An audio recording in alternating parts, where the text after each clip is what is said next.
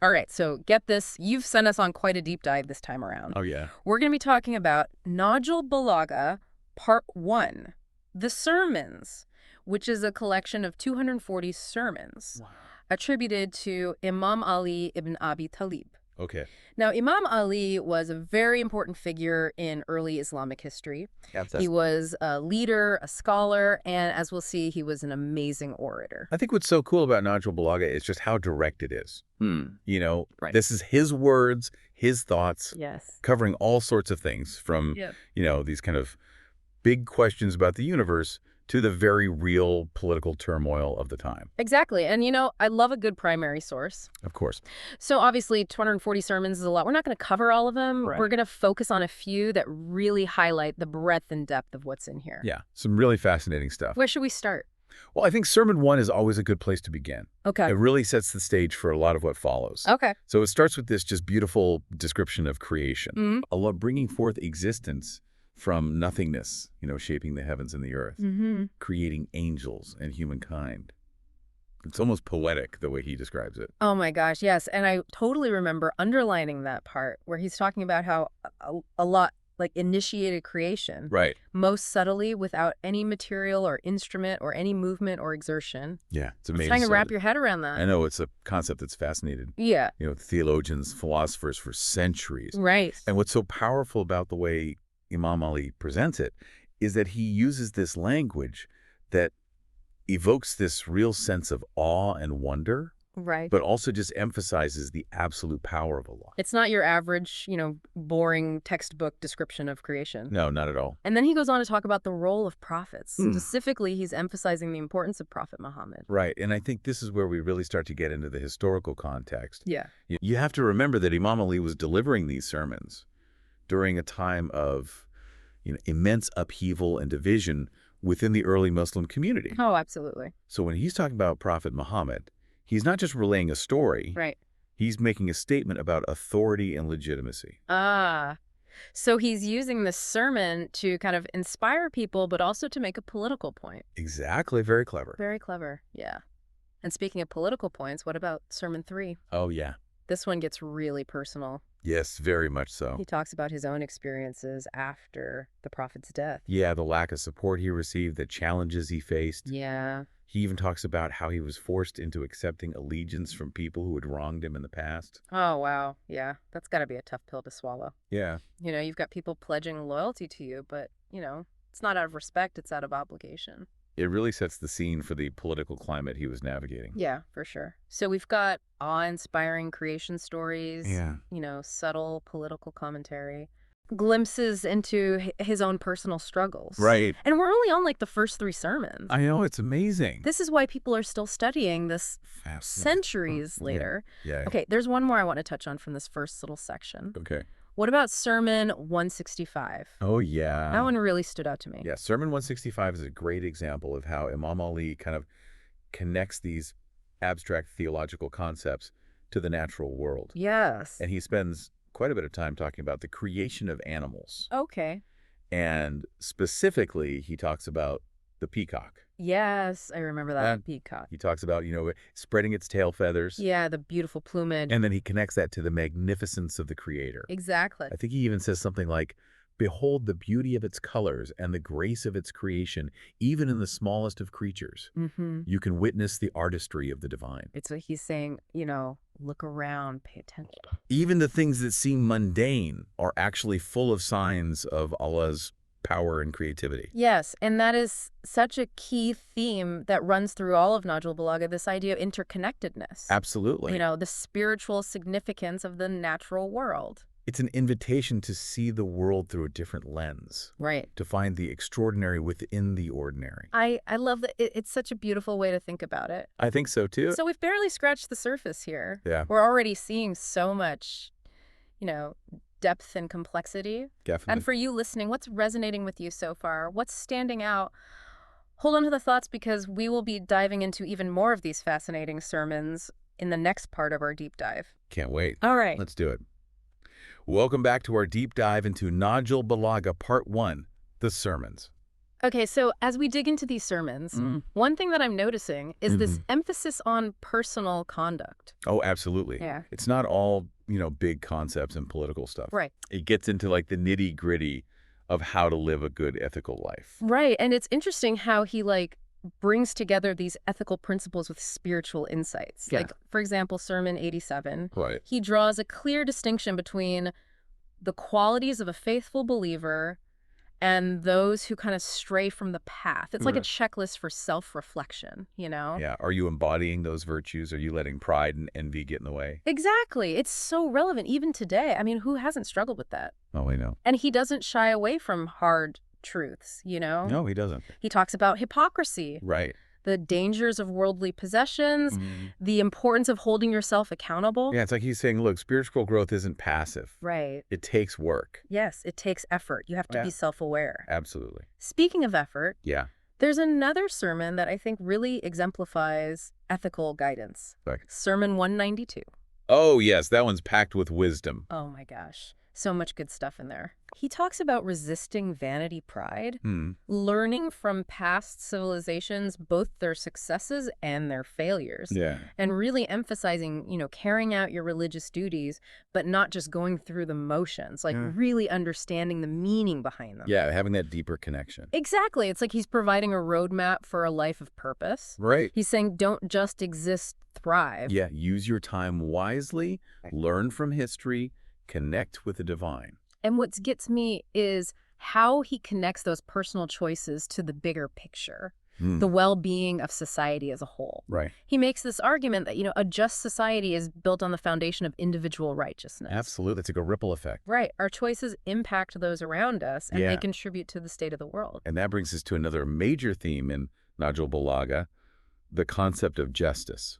Yes, justice. Huge. Huge. This is like a thread that runs through so many of his teachings. It really is. And for Imam Ali, justice wasn't just an abstract ideal. Right. It was like a fundamental principle for how individuals, communities, leaders should conduct themselves. Okay. He saw it as essential for a stable and harmonious society. And he wasn't afraid to call out injustice Oh, no. when he saw it. Not at all. Remember those critiques of the Umayyad dynasty? Right. For those who might not know, the Umayyad dynasty were basically Imam Ali's political rivals. Okay. And they represented a different vision of leadership, one that he saw as autocratic and oppressive. Yeah. And he did not hold back in his critiques. No, he didn't. He condemned their corruption, their abuse of power, their disregard for the principles of justice that Prophet Muhammad had established.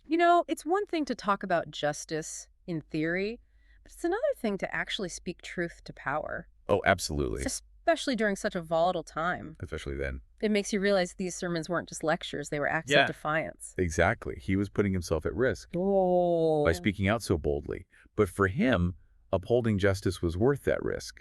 Yeah, it was so core to who he was. Yeah, to his leadership, his faith, his identity. It wasn't just about calling out the bad guys, though. Right. He also offered practical guidance on how to establish justice in your own life. Yes, in your community and society. He talks about fairness and impartiality, treating everyone with dignity and respect, upholding the rights of the vulnerable.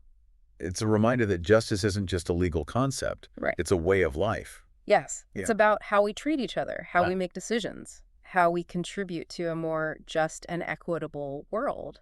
And that brings us to another dimension of Nahjul Balagha that we haven't really talked about yet, and that's spirituality. Oh, yeah. How could I forget? Right. We can't talk about Imam Ali without talking about his deep spirituality. Absolutely. Right. But it's not always explicitly stated. Right. It's more like this underlying current that flows through all of his teachings on ethics, on justice, on leadership, Yeah. Even politics. For Imam Ali, these things weren't separate compartments. They were all interconnected, all flowing from this deep connection with the divine. So it's less about, rituals and more about embodying a certain way of being Exactly. in the world. He talks about cultivating a state of awe and wonder, recognizing the signs of Allah's presence in the natural world, striving for a heart that is pure and detached from worldly desires. Yes, and he uses such beautiful language to describe this connection to Allah. He does. Remember in Sermon 91 when he talks about Allah's attributes? Oh, yeah. He describes Allah as the one whose being is beyond comprehension, whose power is limitless, whose mercy is all-encompassing. Powerful. Just gives me chills. It's a reminder that even though we can never fully grasp the nature of the divine, Right. we can still experience that connection through our hearts, through our actions, through our awareness of the world around us. We've covered so much I know. ethics, justice, spirituality, It's amazing. and we're still just scratching the surface Yeah. of what's in Nahjul, Balagha. It's incredible. And it's so relevant even centuries later. Oh, for sure. We're still grappling with these same questions of how to live a good life, how to create a just society, how to connect with something bigger than ourselves. Absolutely. And that's the power of these sermons. Yes. They tap into those timeless human longings, those universal truths that resonate across cultures and time periods. So for you listening, Yeah. what's sticking with you? Yeah. What's resonating with you from this part of our deep dive? What's making you think differently about your own life, your own values? Think about that. Hold on to those thoughts because we will be wrapping up our exploration of Nahjul Balagha Part 1, the sermons, in the final part of our deep dive. See you there. Welcome back to the final part of our deep dive into Nahjul Balagha Part 1, the sermons. It's amazing how much we've already covered. I know, it's incredible, right? Creation, ethics, justice, spirituality. It's like this collection has something to say about every aspect of human existence. It really does. And as we wrap up, I wanted to kind of circle back to something we touched on earlier. Yeah. The power of his language. Yes. It's not just what he's saying, it's how he says it. His use of language is just so masterful. It's like he paints these vivid pictures with his words. Exactly. You really feel the weight of his message. Remember in Sermon 1 when he's describing the creation of the universe, Oh, yeah. he talks about how Allah brought forth existence from non-existence and fashioned it into this well-measured realm. You can almost see it, Yeah, it's like you're right there. coming into being, swirling into form. And the way he uses metaphors and similes is so striking. Oh, yeah. Like in Sermon 160, he compares hope and fear to the two wings of a bird. Right. He says, "He who is certain of attaining his reward becomes bold in his actions, and he who fears punishment becomes cautious in his deeds." That's such a good one. It's such a simple image, Yeah. but it so perfectly captures that balance. Yeah, between striving for good and staying grounded. And it's not just the imagery either. Right. He uses rhythm and repetition in a way that really drives his points home. Yes. It's almost poetic, but with this really deep philosophical and spiritual undercurrent. Totally. And even the way he addresses his audience is interesting. Yeah. Sometimes it feels like he's having this heart-to-heart, really trying to connect on a personal level. Right. And then other times it's like there's this fire in his voice. Yeah, like he's giving a call to action. Yes, urging his listeners to rise to the challenges of their time. Exactly, like he knows the power of words Yeah. to inspire, to challenge, to really move people. Okay, so we've talked about these big themes, Right. the language, the delivery. Yeah. What about some specific passages that really jumped out at you? I have a few. Anything you underline or dog-eared? Yeah, definitely. I know I have a few. There's this one line in Sermon 87 that I keep coming back to. Okay. He says, "The most beloved of Allah is he whom Allah has granted success in acquiring good morals." Oh, I love that one. Isn't it great? It's so simple, but so profound. It really highlights that emphasis on character and conduct. Yes. It's not just about rituals or beliefs. Right. It's about striving to be a good person, embodying those virtues that uplift and benefit others. Yeah, and it connects back to that, that idea of self-reflection. It's a constant invitation to kind of check in with ourselves. Yes. Make sure our actions are aligned with our values. Okay. What else? What other gems did you find? Well, in Sermon 192, there's this passage where he's talking about learning from the mistakes of past civilizations. Oh, yeah. How many are the lessons of the past, and how few are those who take heed? Ooh, that's a good one. Right? It's like this warning against arrogance and complacency. Yeah, like, don't think you're so special. Exactly. Learn from those who came before you. And for me, one of the most moving passages is in Sermon 160, where he talks about balancing hope and fear Oh, yeah. in our relationship with Allah. He says, "He who is certain of attaining his reward becomes bold in his actions, and he who fears punishment becomes cautious in his deeds." Such a powerful image. It really is. It's like these two wings that allow us to soar spiritually. Yes. Hope gives us that courage to strive for good, but fear keeps us grounded and prevents us from straying too far from the path. And it's such a delicate balance, you know? It I is. think it's something that so many people struggle with. Oh, for How sure. do we hold on to hope without becoming reckless? Right. How do we cultivate responsibility without being paralyzed by fear? It's such a profound question. It is, and it's something that he really invites us to contemplate. Yeah, through his words, his experiences, his wisdom. So as we wrap up this deep dive, Yeah. what's your biggest takeaway from Nahjul Balagha Part 1, the sermons? You know what's really stuck with me is his unwavering commitment to justice Yes. and his courage in speaking truth to power, Yes. even when it was difficult and even when it was risky. It's a powerful reminder for all of us It is. that we have a responsibility to do what's right, Absolutely. even when it's hard. And for you listening, we hope this deep dive has kind of sparked your curiosity about Nahjul Balagha. Yes. It's a treasure trove of wisdom and guidance and inspiration, and it's as relevant today as it was centuries ago. And remember, this is just Part 1. That's right. There's 2 more volumes. Yeah, filled with his letters and sayings. So if you enjoyed this journey, We encourage you to keep exploring. the world of Nahjul Balagha, there's so much more to discover. Thank you for joining us on this deep dive. We'll see you next time for another fascinating exploration of ideas that matter. That was good. Until then, keep learning, keep reflecting, and keep diving deep.